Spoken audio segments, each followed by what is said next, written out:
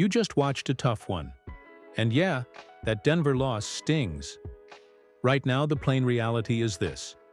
The AFC West is effectively out of reach, and the Chiefs don't control their destiny the way they did for most of the Mahomes era. That's not the end of the world, but it is the starting point for how you and I need to think about the rest of the season. The smart move isn't panic, it's a refocus. Let's be blunt. Being 4 games back with the Broncos holding the tiebreakers changes the objective. Instead of chasing a division crown that's likely already spoken for, the practical goal becomes the playoffs. That's where your energy needs to go. The transcript I looked over sums that up. This team still has value, still has talent, but the path is different. The facts you need to accept right now are simple.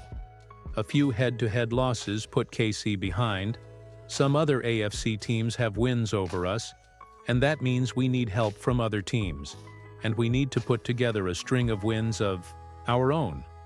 So what do you do first? Stop wasting mental energy on the what-ifs and focus on what's in front of us. There are still realistic matchups on the schedule. Winnable games, home spots, and a couple of opponents that look beatable if the Chiefs clean up the basics. Discipline matters. Avoid costly penalties. Get the offensive line more consistent. Limit turnovers, and make sure the situational football is sharp.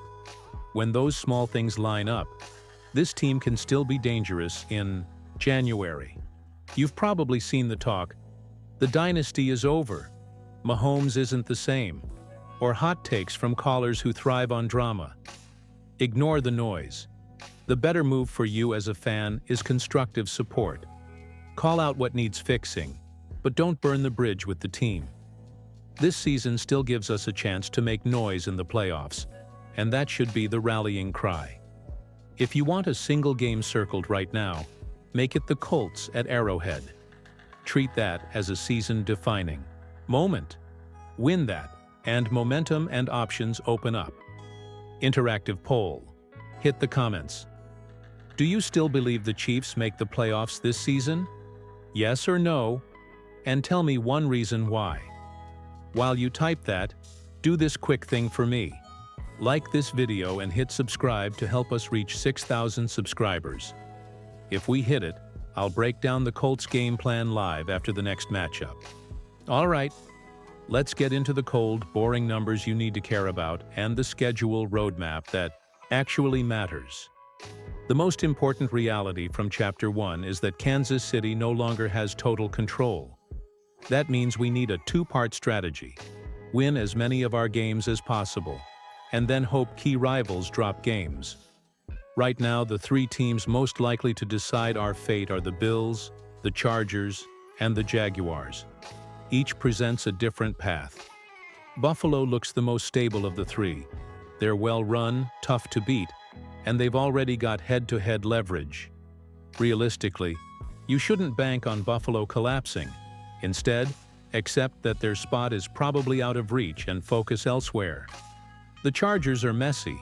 Inconsistency at quarterback and shaky defense mean LA can lose games it shouldn't. If the Chargers stumble against teams like the Eagles or show continued offensive lapses, that creates an opening. Jacksonville is the wild card. A talented roster, but one that can be streaky, and their mid-season matchups have tricky opponents like the Colts and others who could legitimately take points off their ledger.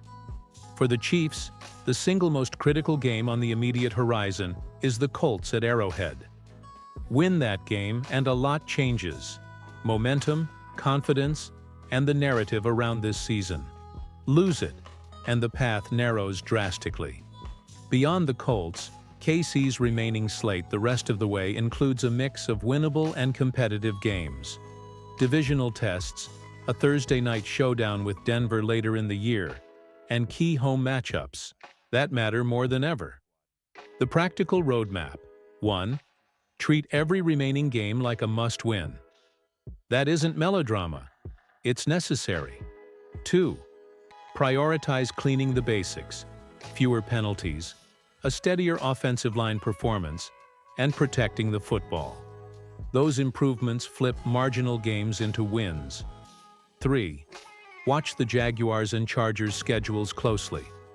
Identify which weeks they're vulnerable and hope for slip-ups there. The Chiefs don't necessarily need those teams to collapse entire seasons. A couple of well-timed losses from either can create the tie-breaking window we need. Now about scenarios. You don't need miracle math, you need consistency. If the Chiefs win out against most of their remaining opponents and pick up the Colts game, and the Chargers drop 2 or 3 winnable games, and the Jaguars lose at least 1 or 2 of their more difficult matchups, KC can slide into a wildcard spot. That's the simplest realistic path. Don't obsess over the exact tiebreaker permutations right now. Instead, focus on the actionable. Win the winnable games and clean up the small mistakes that have cost us points. Quick interactive check.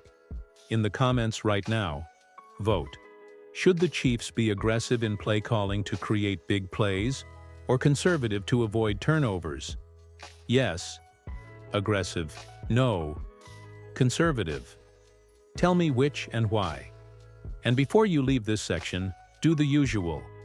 Hit like and subscribe to help push us toward 6,000 subscribers.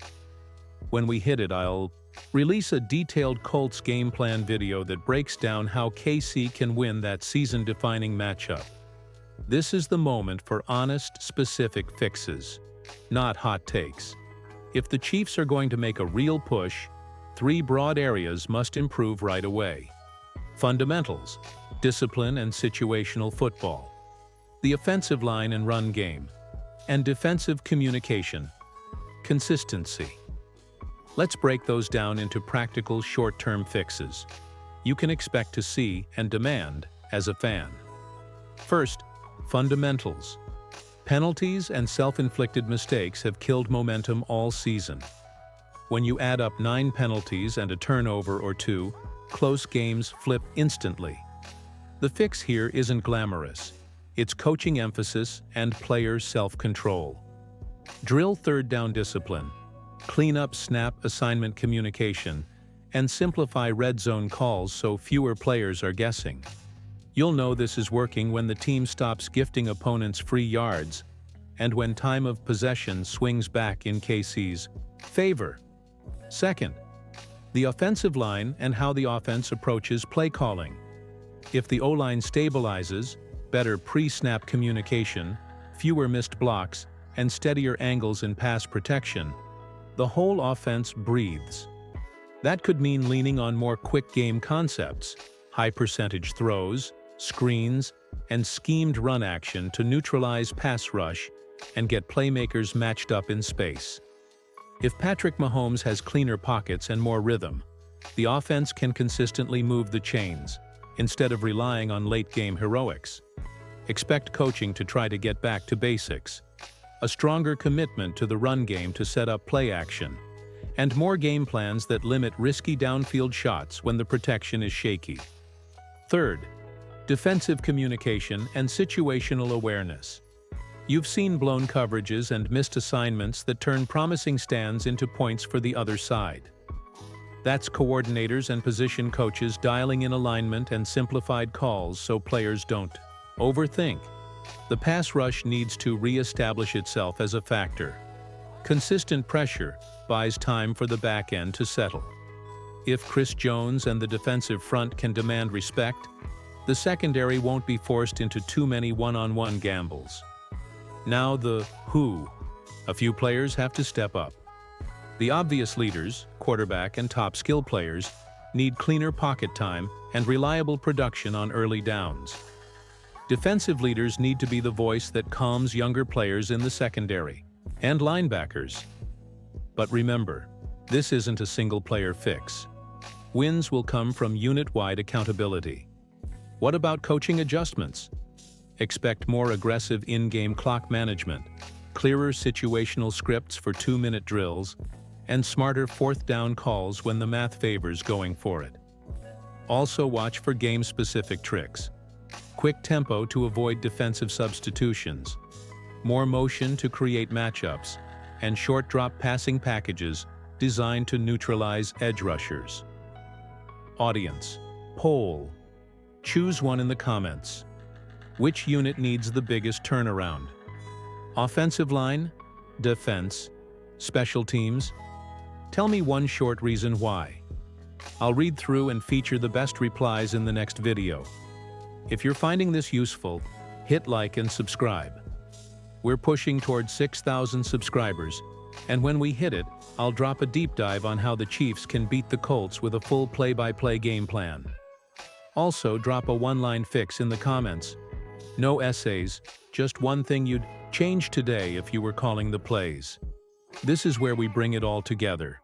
You, the team, and a plan that's realistic but still hopeful. As a fan, your role right now is simple.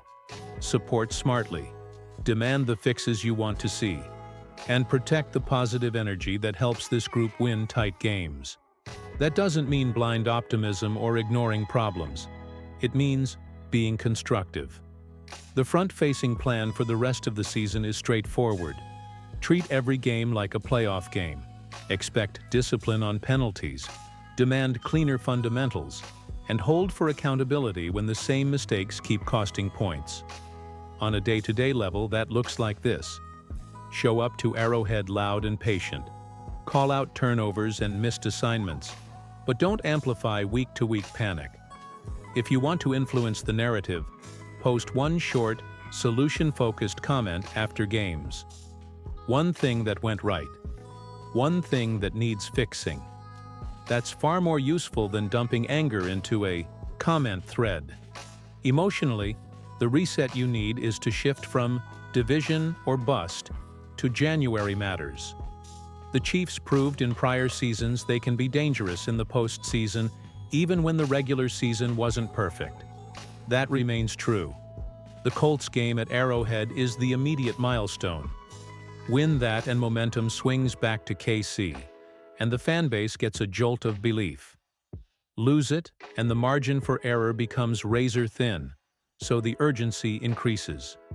Practically, expect the coaching staff to tighten scripts, simplify hot reads for the quarterback when protection is suspect, and lean on short to intermediate passing concepts to sustain drives.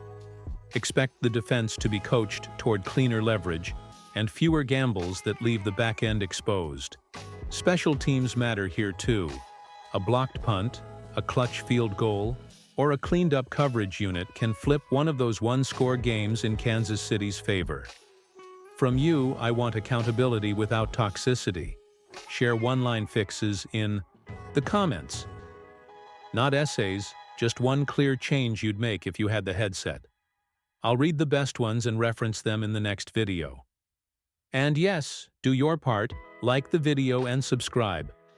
We're pushing towards 6,000 subscribers, and when we get there I'll publish a full Colts game plan breakdown and a deeper tactical look at the Chiefs' late-season adjustments. Before we close, here's a quick checklist you can carry forward as a fan. 1. Focus on the playoffs. Every remaining game matters. 2. Demand discipline, fewer penalties and turnovers. 3.